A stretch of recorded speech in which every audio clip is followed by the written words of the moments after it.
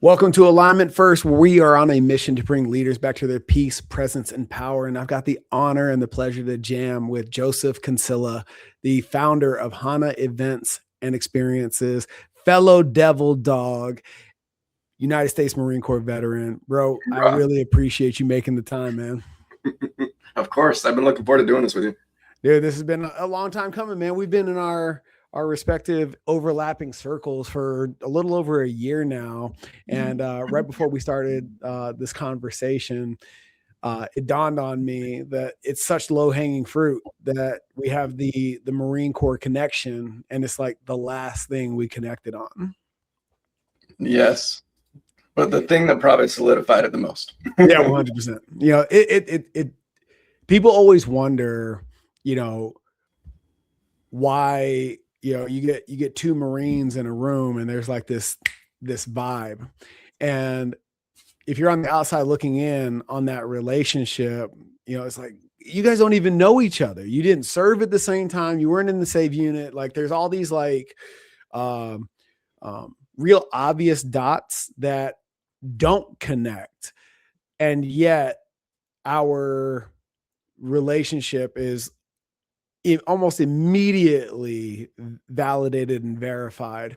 And what I tell people is like, there's things that I know, even if I don't know, there's things that I know that you've been through that I don't need to discern or figure out through a collaborative lived experience. I know how you show up under pressure. I know that integrity is high on your value tree, and it's all by virtue of coming through that same pipeline into the big green machine. And I'm curious, from your side of the equation, what did I leave out, or what would you add to that? Well, I was just about to say the same thing. Like, I know what you went through without standing next to you during your time in the service. It might not be exact, and I couldn't give you like stories of how it went down, but it's probably pretty similar to mine. And I think just the way they beat values into us, they force feed it to us from the very beginning. They break us down. They eject all of the stuff that, like, what was it anyways? Why did we need it? Right. And then they replace it with some real rock solid standards and values. And even at times it can be a double-edged sword, and I have to check myself on that constantly. But oh, for sure. I gave a talk at the Thunderbird School of Global Management not too long ago. And one of the questions that came from the field was, what did I take into business from my Marine Corps experience? And right there's a lot of like obvious cliche answers, you know, leadership and a standard and da da da da da. So I went the other way, and I was like, let me tell you what I had to unlearn.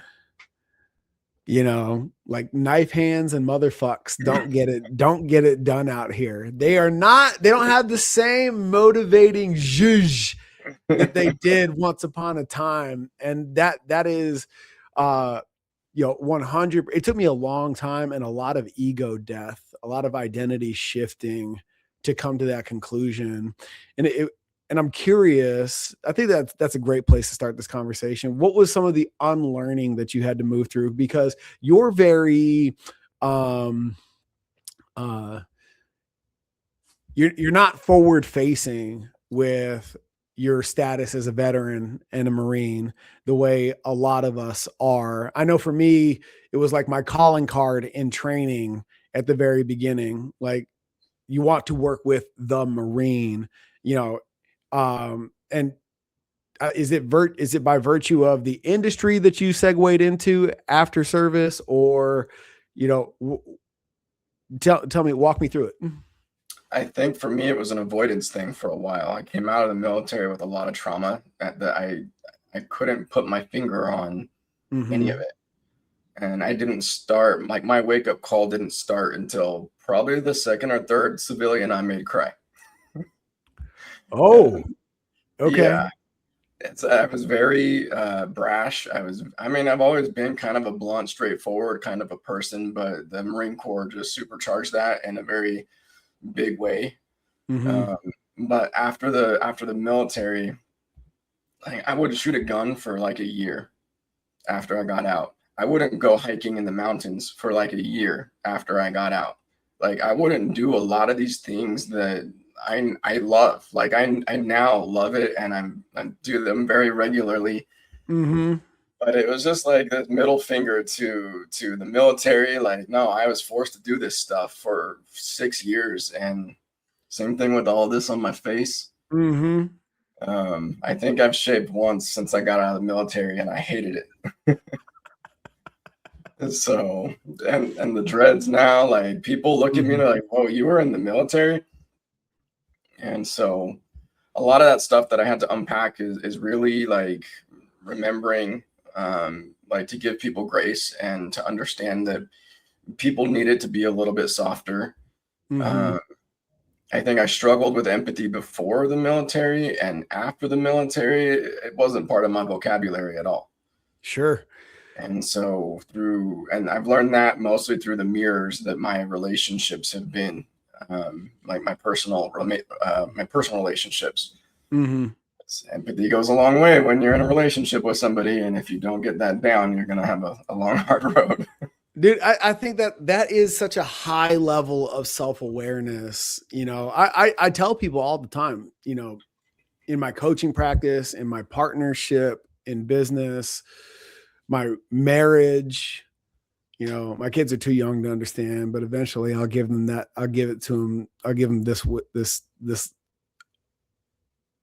reflection at some point, because it is responsible for a lot of uh, the friction that I've experienced in civilian life, in that empathy is a learned character trait for me. And I don't think that's a Marine thing, but to your point, if it was something you were working on before, it can be almost non-existent by the time you get out. And the observation that I made in my business life going to that brought about maybe I should figure this empathy thing out, is the speed and urgency of decision making. And how I describe, I was an air traffic controller, 7220.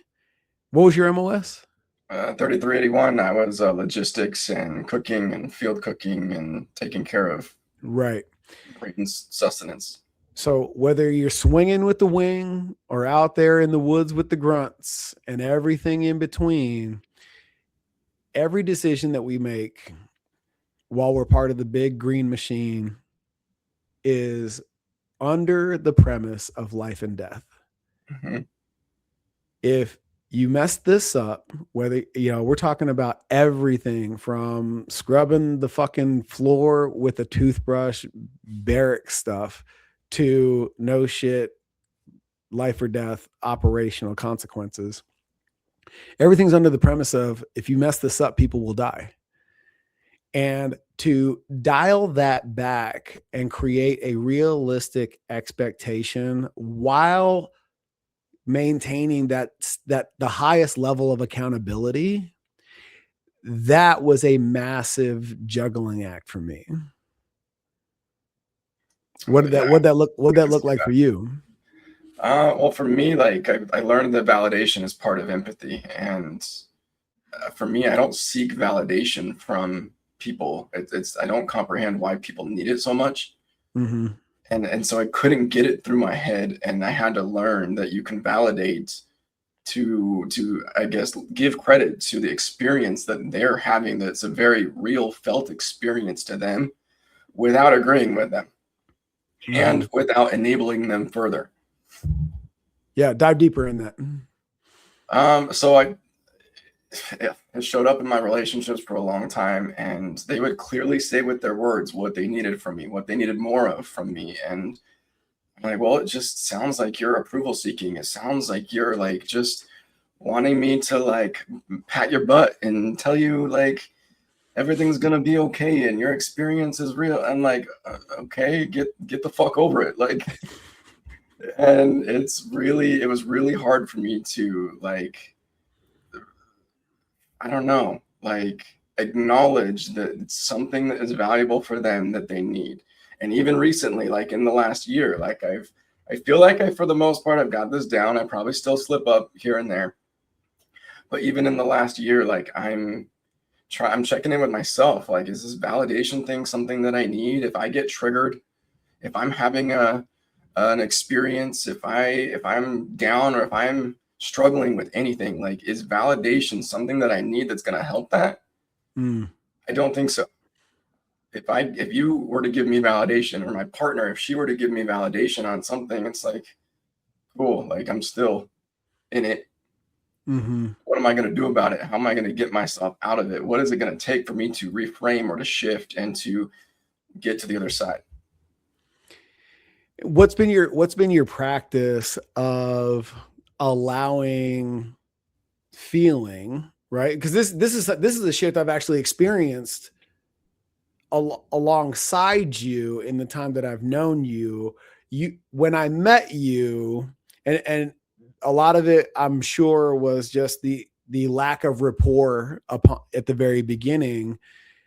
Very, very neck up, very cerebral in how you engage with the world. And as I've come to know you, you're so much more in tune from the neck down in what I would call your feeling world, tapping into that empathy from a conscious perspective, not out of necessity. Right. So what has been your practice to move from the neck up to the neck down and come back into feeling over the past year? A lot of it has been slowing down. I lost my brother a while ago, I think 9 or 10 years ago, and that hit me hard, and I didn't process any of it for 7 or 8 years. I just made myself more and more busy because it was helping stuff and keep everything locked so I didn't have to deal with it. And so, like, learning to slow down and actually feel what's going on inside of my body, I wasn't able to really start to experience that, to be aware of what's inside my body, until I got a lot further into like my meditation practice and my breathwork practice. I thought it was woo shit for a while. But yoga and like taking care of my body, and I used to be a big meathead. I was almost 200 pounds and tried to pass that 200 mark, never could, hit 197, but then I couldn't move. I didn't have any mobility, and the amount of pain that I was starting to be in was unbearable, which also does a lot to your nervous system, irritability, like all that kind of stuff starts to really peak and mess up a lot of other things in my life. At least that's what I experienced. But meditation and breathwork were two of the biggest things for me. And now I notice it more when I slip out of it than when I'm really consistent. Yeah. Who extended you the invitation into that work? Oh, who would that have been? I mean, I was exposed to meditation and breathwork and yoga like probably 8 or 9 years ago, but I didn't seriously step into it until like 4 years ago. And then even at that, it was like an every once in a while kind of thing. And I was more in my head when I'm meditating, like, am I even doing this right? And then getting distracted and trying to come back to me. And that's probably the perfectionist side of me. But then finally realizing it doesn't have to look a certain way as long as I'm able to be present and to be able to gently take a thought, acknowledge it, and let it keep going, but then stay right here with myself. It got more intense for me. Like, I leaned into it more this last summer. I went into a coaching program. It was called the Embodied Entrepreneur with Jordan Candlish. And it was a men's group, 15 of us on a Zoom call every week, lots of homework. But we would be meditating on Zoom together, and guided breath work, guided meditation. And it really got me into a good habit enough that I was able to start doing it every night before I go to bed and every morning when I wake up. And it was probably the biggest thing that helped me, like, really bring my nervous system down to a level that I could be more relaxed Mm-hmm. I didn't know what it felt like because I was operating up here all the time, and that was my normal. And so then when I was able to get into that, even like all the stats on my watch, like my HRV was going up and my resting heart rate was coming down, and I was like, wow, this is feeling really good. Mm-hmm. What what you said about your brother resonates so hard, man. My dad passed on New Year's Eve, 2007, and 2 weeks later we buried him, military honors, and then a week after that, I am processed to OCS. Oof. And it wasn't until I was driving back from Scottsdale to Yuma, you know, 3.5 hours alone in the desert. And for some random reason, never happened before. I've been on that stretch of the 8 a million times by then. My radio went out. And it was the first time in literally years I was alone with my thoughts in silence for long enough for all of that suppressed and repressed emotion. It was almost like I went through every stage of grief instantaneously. And dude, I'm talking about crocodile tears, boo fucking who, for like 70 miles. And it was so cathartic. And I didn't know, I still, even in that moment, moving through that process, and just I didn't have the tools yet to recognize what was actually happening. All I could come to was like how much I miss my old man. So what was the moment you had in terms of like allowing yourself to grieve the loss of your brother? That was hard because I mean, obviously there was a lot of tears when it happened. Mm-hmm. I was living in California. I got out of the Corps in San Diego, visiting for my sister's wedding reception. That was the night before. I was with my wife at the time. I was sleeping in his bed, and he was out. And it was like 2 or 3 in the morning. We got that knock at the door from the police officer, and I was going from like picking up my mom and just trying to be there for her and Mm-hmm. dealing with my own stuff. But then I had the luxury of going back to California and nobody knew about it. And so I was able to just brush it under the rug, and there might have been one person that knew about it, and then like my wife at the time. And so, but then when it finally came around to actually getting into it, I was in like some personal development work, like I think it was a workshop, and Mm-hmm. I stumbled over it by accident, and it was a similar, like it just started spilling out of me. But Mm-hmm. it was after like another type of cathartic release of like releasing like a lot more intense stuck emotions like Mm-hmm. anger and rage and resentment, and then what followed was that avalanche of waterfall tears and like all that stuff. It was a lot, and at the time like it started happening, and then I didn't fully give myself permission to Mm-hmm. go as deep and as far as I needed to get it out of my system, to get all of it out of my system. Mm-hmm. And so then I was working with a therapist. I bounced around a lot of different therapists, working on certain things that I wanted to work on, like my mom with my dad, like, and then the topic of my brother came up, and then I was able to get into it a little bit further, and Mm-hmm. I, I feel pretty good about it now. Like Yeah.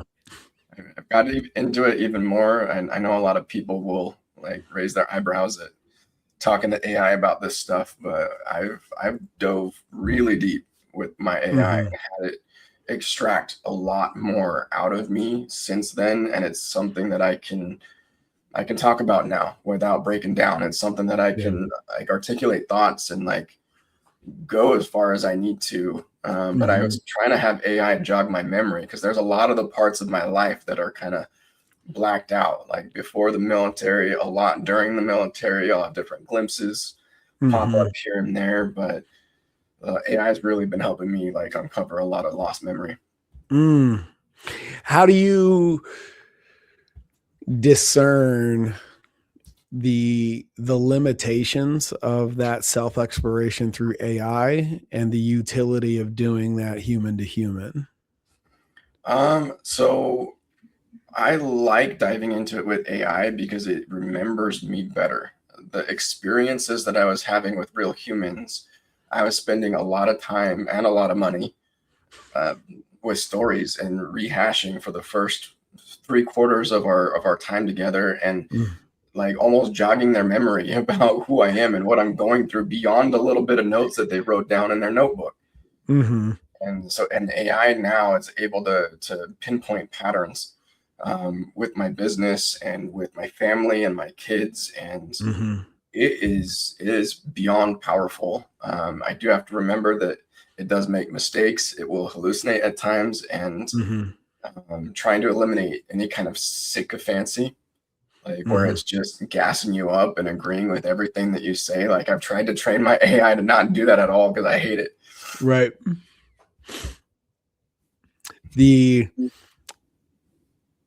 It's interesting. We sat down and we had a session, and we're able to connect some cosmic dots around the utility of your business and building and you leveraging it to create the existence and the universe that supports the highest and best version of Joseph. And coming into this conversation, I was sharing with someone the out of body experience that I had that really brought to ground the process of aura, anchor, release, and align.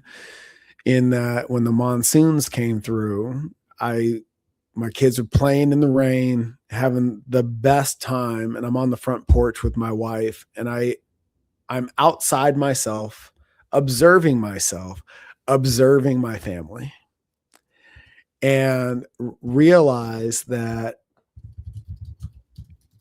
I created a moment of just absolute power in the recognition that if I continue to do business the way that I used to, I'm not here for that moment. And that everything I create moving forward insulates these moments. And the cascade of events that have transpired since then, in terms of who I've become as a coach, the model of my business and who we serve, et cetera, et cetera, et cetera, are like aligned to that vision. And I'm curious, since that conversation that you and I have had, what are the shifts that you've made in your business? Because you've made not a lot, but the ones you've made have been significant. And marry those two concepts together for those who are on the outside looking in that experience for you and Hana.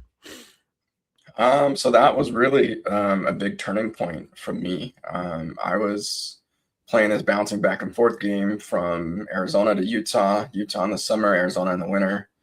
And it was an entertainment only business. And I was barely making ends meet, keeping all the pieces afloat, working. And I was just sitting in a lot of confusion.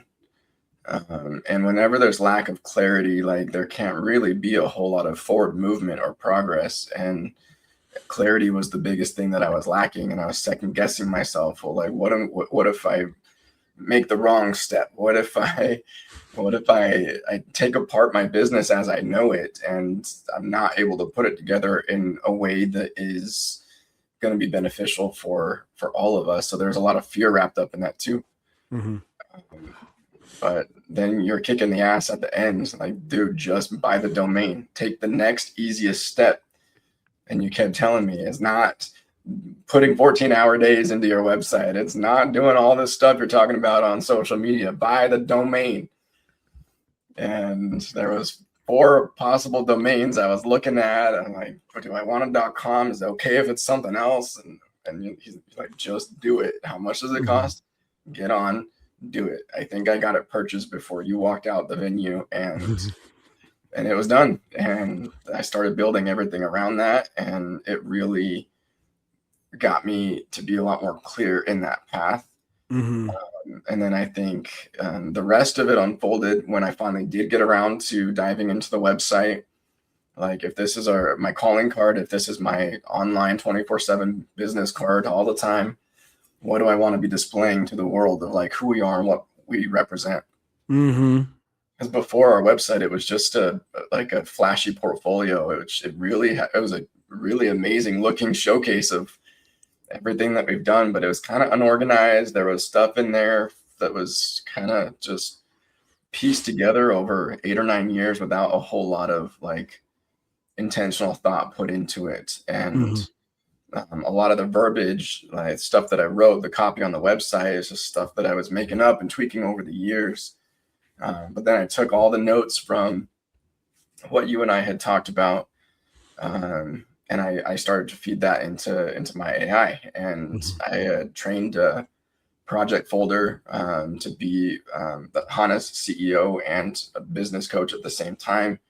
And I started to feed it into there. And then it was, I fed it some books that I love, and it's like some guidelines, brand guidelines. But then I said, hey, this is our new version of us. Like, ask me as many questions as it's going to take to be able to articulate who we are now, like at the core of who we are, like not just what we do, like what's our why do we exist? And I want these pages to be able to feel very personal, to be able to speak to corporate executives, but to feel very personal and to touch on one of the biggest missing parts of corporate events, which in my opinion is emotional resonance. So once I got, and it took me probably 10 times as long to design my website, because every page I was going through 20 or 30 questions and giving it as much in-depth, thoughtful answers as I possibly could. And then like what came of it, I'm just like, yes. It's amazing, man. But, going back to, the, not grieving your brother, the ping ponging you were doing back and forth, your journey in the Marine Corps and into business, like the busy, right? It can only take you so far before you start to experience the energetic law of diminishing returns, right? Like before, that work ethic, that, break it till it's fixed mentality, Relentless drive. just served you. Like you were moving mountains. And then all of a sudden it's just like, wait a minute, like why doesn't this work anymore? Like my go-to tricks of the trade like keep coming up short. And what's so interesting is, as you tell it, paraphrasing my words, not yours, swinging that pendulum to the other end of the spectrum and just sitting still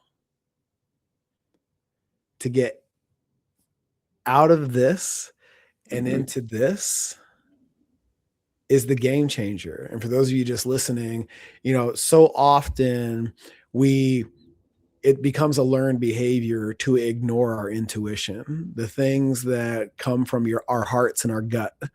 And we allow our brain to come over the top and fuck it all up. And what I love about what you've done, since that conversation and in your journey since I've known you, is you've created space to sit still intentionally and let things move through you that create an aligned decision and subsequent action as a result. And I'm curious, in your meditative practice now, what's a more likely occurrence, to clear energy or to create clarity, or a 50-50 combination of both?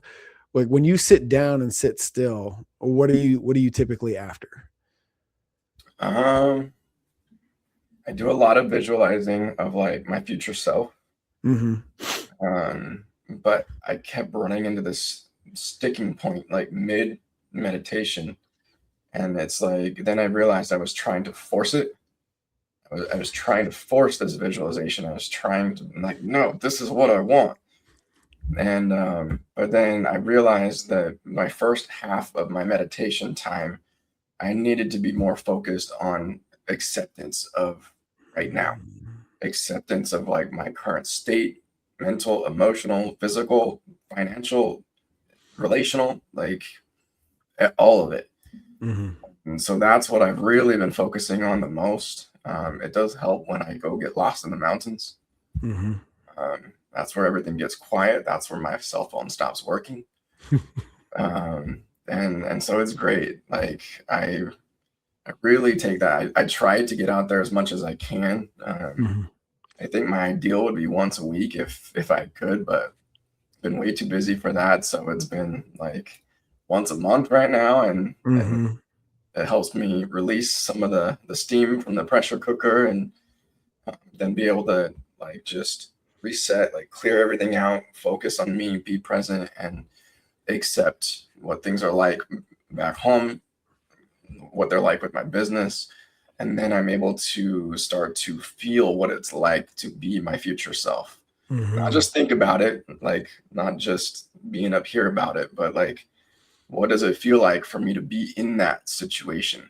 What does it feel like to like not have money as a worry, or be stressing about like what people think about me? And Mm-hmm. then I'm able to come out of that and return to real life, and um, take those steps to be vulnerable. It's not easy to be so vulnerable and raw and authentic online, on my website, on my social media, the messages that we're putting out in person. When I pick up a microphone in front of 1,000 people, like it takes a lot, and Mm-hmm. it's like a gut check every single time. Yeah. I don't have a lot of that stage fright like I used to. Mm-hmm. Like I haven't had stage fright performing for a long time, but picking up a microphone and speaking to people is way different than performing something on a stage. Right. So, but just challenging myself all the time. It's like it's okay to be real. It's okay to be vulnerable, and to Mm-hmm. let the most authentic version of me shine. Yeah. Well, I mean, to your credit, I mean, playing with fire is a very useful distraction. Mhm. You know, But I mean, speaking of which, how did Hana come to be? I'm actually wearing I don't even know that origin story. I'm actually wearing one of our oldest shirts right here. If I turn around at the very bottom of my shirt, it says we'll dance for luau food. And it was just a joke, and we printed the shirts like that. It was a fun conversation starter. And but yeah, I had a marketing company at the time, and I was doing really well. And I hadn't performed with fire in quite a few years, and that was another thing that was linked back to my brother. Okay. Because him and we drove up and down the valley in Utah when we were teenagers doing fire shows for $50. Like that was our thing that we did together. We learned together when we were younger. I started Polynesian dancing when I was 3 years old, and I started training with fire when I was 12. Oh wow. And now being 39, that's like what, 28 years of fire in my life. It's a lot. Mm-hmm. But when he passed, I didn't pick up any of my fire stuff for I think 6 years. Um, Mm. and I was lost in that busyness for a long time. My marketing company was swallowing me alive. I had 15 employees in an office in Ogden, Utah, and quite a few overseas. And so, but I went to a summit. It was a 3-day summit in Park City. I don't know if they're still around, but the company was called Corporate Alliance. And the organizer asked these get to know you questions on the first day. And they said, well, what's the most unique thing about you? And I think I was the third person that went, and I said, oh, I'm a Samoan fire knife dancer. And it was just a gasp across the whole audience. And there was like 75 executives in there, all different types of industries. And the first break, she came up to me and begged me to perform after the dinner banquet on the third day. And so my wife at the time, like she drove an hour back to our house to get my stuff to do some fire for them. And I think I had spun fire one time in 6 years, like 3 or 4 weeks before that happened. I'm like, yeah, sure, of course I'll do that. So the third day, I went from this decked out 3-piece suit to a little itty bitty sarong and leaves around my head. That's all I knew. And so we went out to the courtyard and everybody followed. And I remember, I'll never forget that day. It was sprinkling a little bit, and I had a little tiny Bluetooth speaker. I put on some Polynesian music and started throwing some fire. I still have the videos of that night, and it's embarrassing when I look at that. But, so what you're saying is it's not like riding a bike? Nope. I mean, the movements and the motions, yes, but you could visibly see my hesitation, and I was really slow spinning it. And I'm just like, wow, I've come a very long way. But after that, they all started calling me the Fire CEO.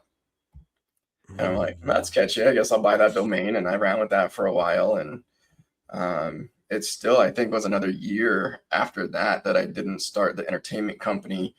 I had started dancing with another group. And a buddy of mine started to get me to spin fire with him more. And then the person that had started that group disappeared to like Nevada overnight, and like hasn't talked to any of us since. And everybody was looking at me like, Joseph, what are you going to do about this? I'm like, I'm busy. Like I've got my own business. Like, don't ask me to do any more than what I'm already dealing with. And so, but we started taking baby steps in that direction. The first year, only the summer that we started our business, we did 110 shows in Utah. It was a lot. And it was just these little 30, 40-minute luau shows, sharing our culture, spreading the aloha. Like, that's everything that I grew up with. And I wanted my kids to be able to grow up and learn as much about their culture as they could. And that was the driving factor. The other driving factor behind it is that, like, I knew fire was flashy and I enjoyed it a lot, but it was attracting a lot of eyeballs. And the way that I designed our website back then when we started is I combined my marketing company and my entertainment company as projects, and it was just the josephcancilla.com. Then I was branding myself with those projects underneath this bigger brand, and until Hana got big enough, it really needed its own website. But then it was about 6 years into that. That was like, 5 years ago. I realized I knew every circus performer in the Valley in Utah. And I'm like, hey, it's designing a Polynesian show and designing a circus style show. Like, it takes the same amount of effort, different kinds of performers, different costuming, different music.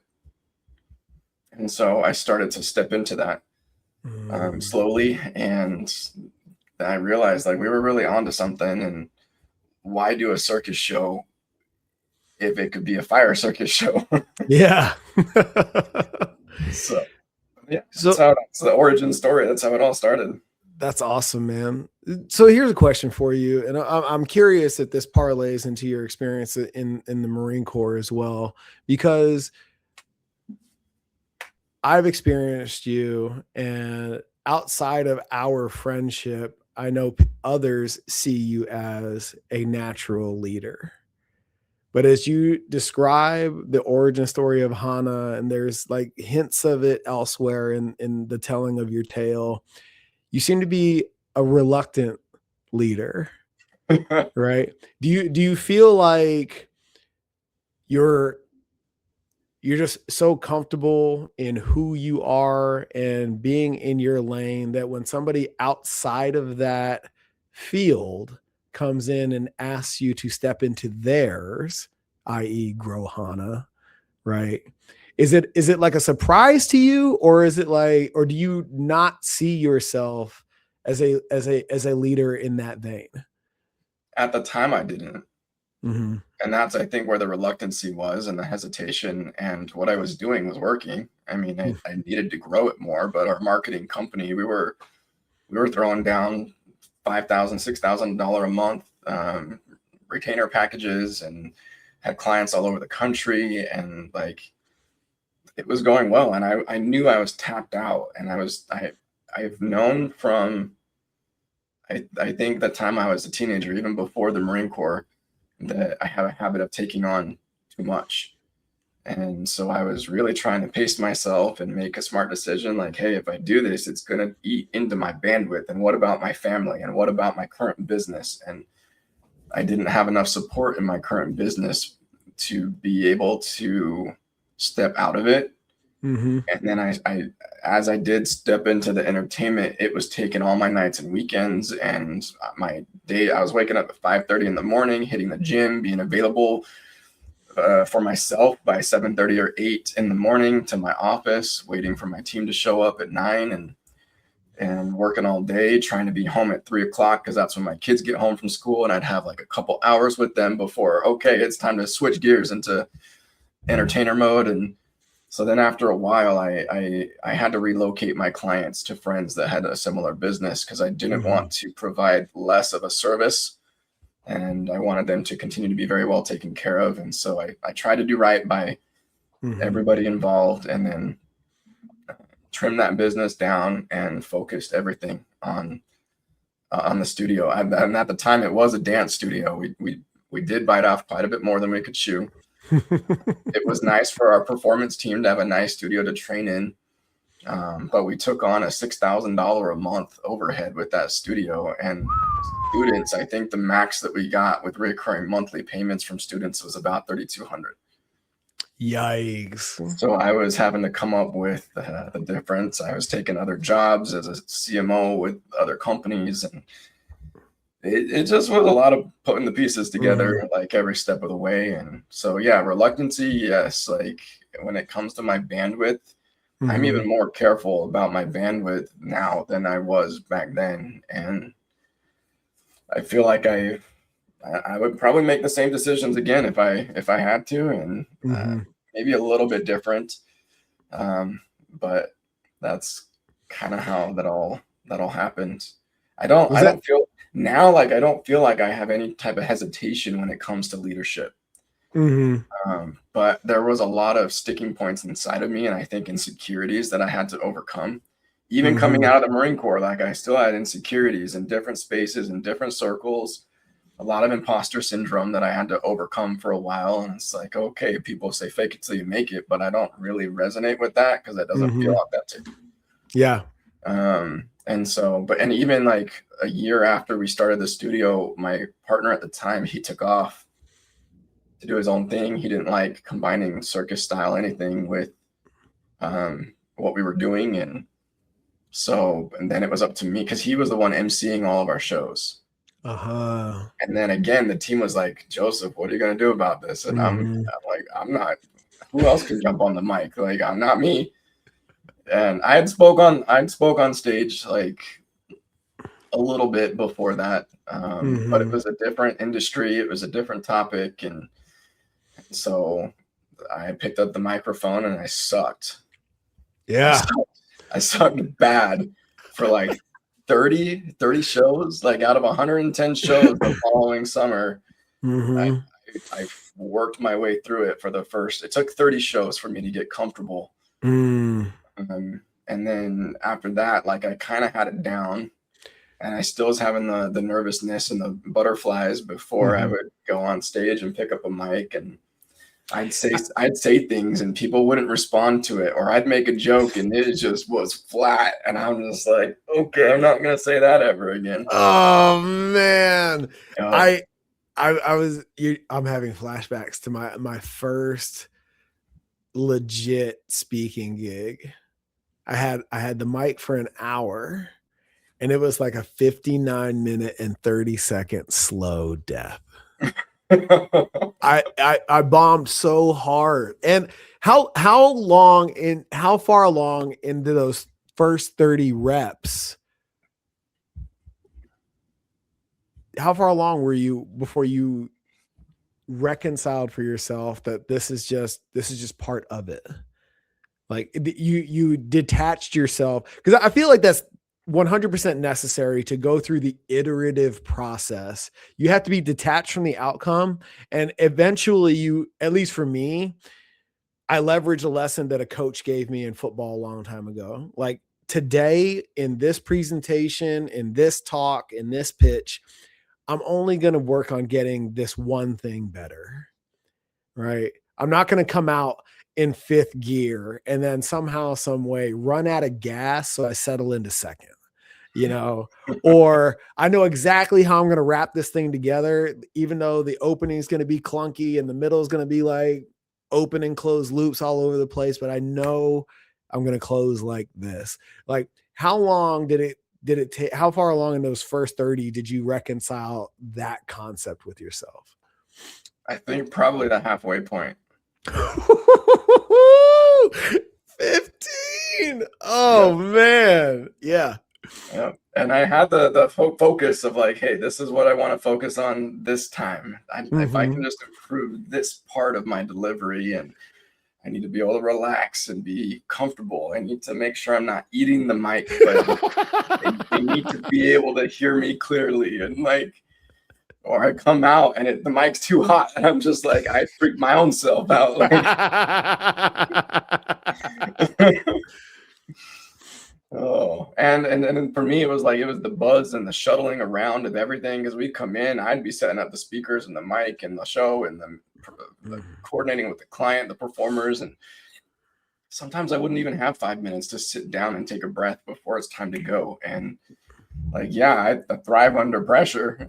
I figure it out as I go, but I realize pretty quickly if I can take 5 or 10 minutes and just say, hey, everybody, leave me alone. I need just some me time before we kick this thing off. I would do a lot better. I wouldn't be so scattered. Like half the time I was trying to record every single one of them because I could never remember what I said when I got off the stage.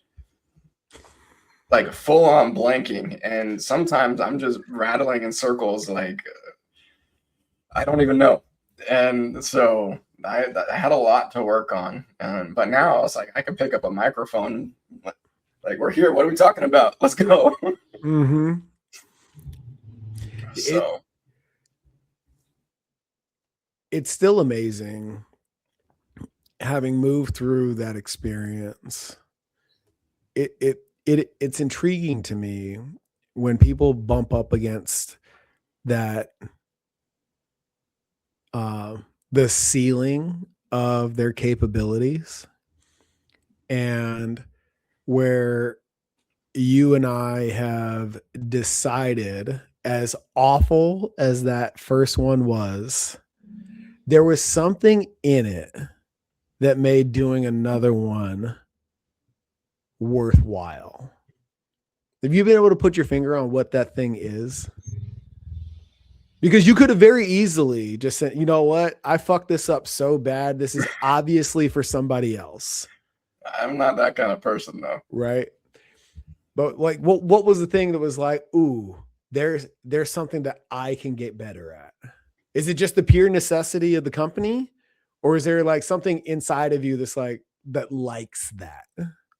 At the time, I think it was the pure necessity of the company.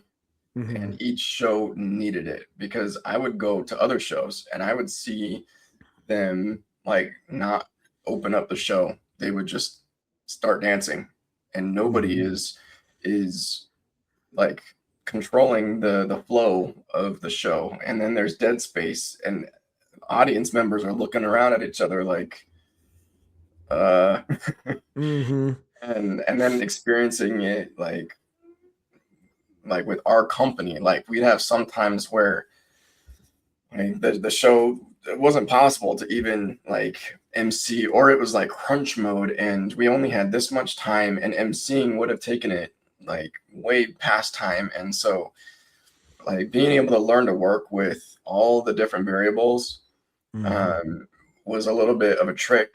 But I think it's turned into something that is more of a passion, and something that I realized, like, I think it probably took me 5 or 6 years into this journey to realize that as a public figure, as somebody who is a leader in the industry, and as somebody who is picking up the microphone, we have a very big responsibility for what we're going to do with it.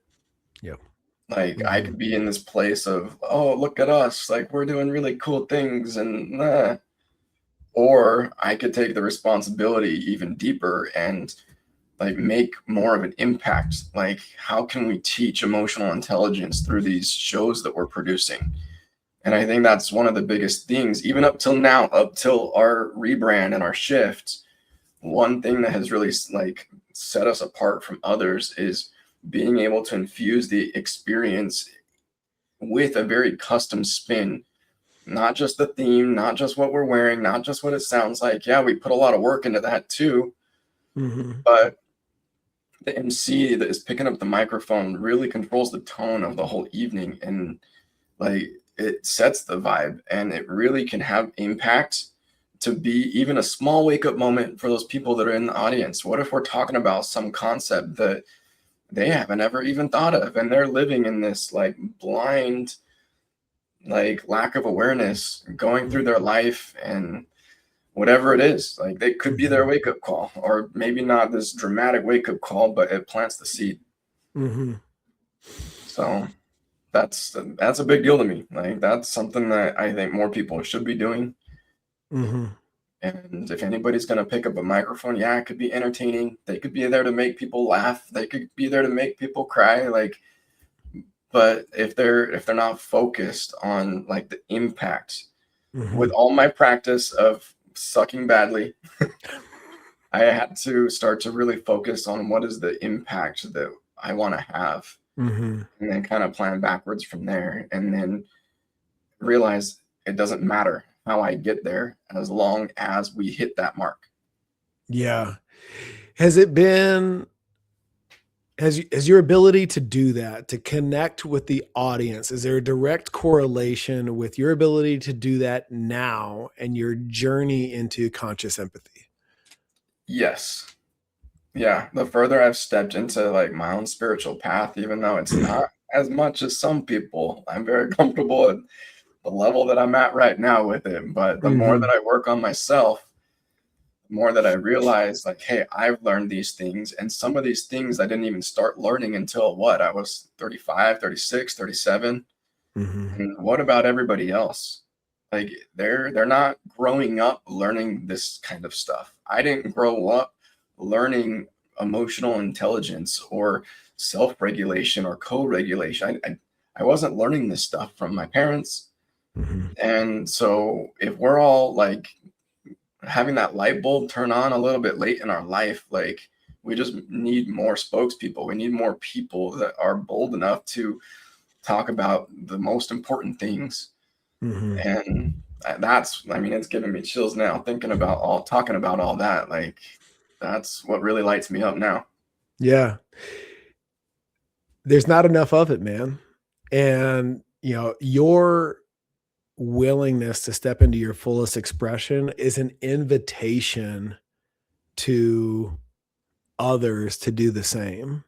One of the most impactful things I've ever said from stage that like it triggered a mass response in unison was, if nobody's given you permission to be great,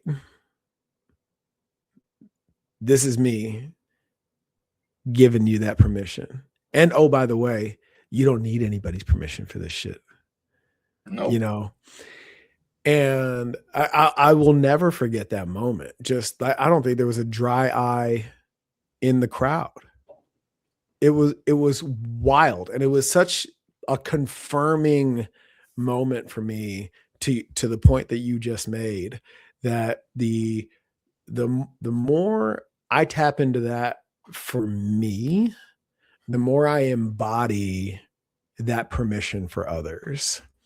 Have you noticed in this shift for Joseph, through no effort of your own, a shift in the people you interact with? Yeah. I mean, I've shed a lot of friends, Mm. a lot of colleagues, acquaintances, like my whole network has shifted.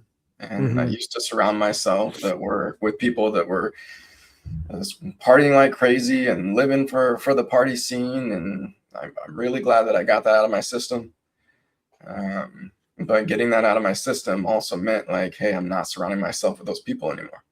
And I have more to live for. I have a bigger responsibility, and I take what I'm doing a lot more seriously. That I eat, sleep, and breathe what I do. Like, so it really took realigning. And even when I came out here to Arizona for the first time, that was really, really hard.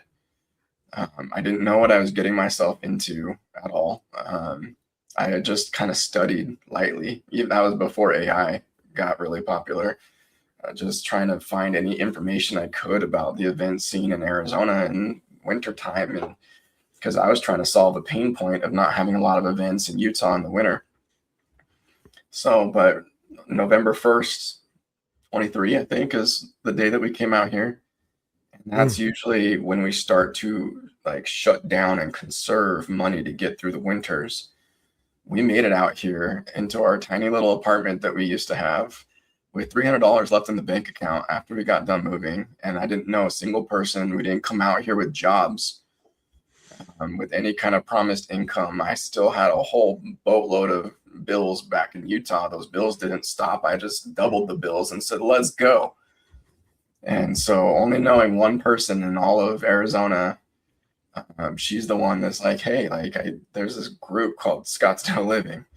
You might want to take a look at that. They meet in person. And then it just kind of went from there. Like I got relentless with the networking, but that restart, the reset of like not knowing anybody out here, not only am I able to like recreate myself, but recreate my circle, recreate what is important to me, reevaluate my my values and my standards. And that's been huge. And now I feel like some of the friends that I have out here in Arizona, like we can do anything for each other at the drop of a hat. And I do have friends like that in Utah, but I feel like the community that we have out here now, like it's just rock solid. And I appreciate every connection that I run into every step of the way. Like no one's ever obligated to introduce anybody or connect anybody to anybody else, but every connection or referral or whatever that's come my way, like I place a lot of value in that, and it's amazing. And now I'm looking more for those types of experience. Like when there's somebody, we've been trying to have a one-to-one for a little while. They're the owner of a catering company out here, and she's like, coffee? I'm like, yeah, for real, coffee? Like, let's go to the Salt River and walk up and down the river and chat and have our one-to-one. Yeah. And she was like, really? I'm like, yeah, we're speaking my language. Like, if that resonates with you, let's go do it. And so that kind of stuff is like what I'm looking for more. I found a group out here that does a bonfire, not a bonfire, a bonfire. Oh yeah. Yeah. I went out there in Tempe, and it was amazing. Like they had they had like 8 different bonfires that they were tending, and speaker and mic, and like they were doing open mic, and like people were just more real with each other, and they were connecting in a whole completely different way. And to me, like that is more valuable to me than going to the networking events where people are farming for business cards and force feeding you what they do and hey, buy from me. Yeah. I love everything about it, man. And you're at the tip of the spear in that endeavor, man, giving people that through your own lived experience and example, that permission to step into their greatness. And I'm grateful that you're in my circle, brother. For sure. Yes, I appreciate you, man. And that really resonates with me a lot. Like what you're saying, nobody gives you permission. Like I never got permission to be great. I never even believed that I was great. I just kept putting one foot in front of the other and doing what I had to do. Yeah. So people just got to step up and do it. Yeah. Shout out to Amber Enright and Scottsdale Living, because without her, without them, without that group, you and I don't know each other, or we don't meet each other for a good little while longer. So For everybody listening to this conversation, where can they tap into Joseph and Hana Events, man? If you want to see what we're doing and what we're all about, our social media is always buzzing.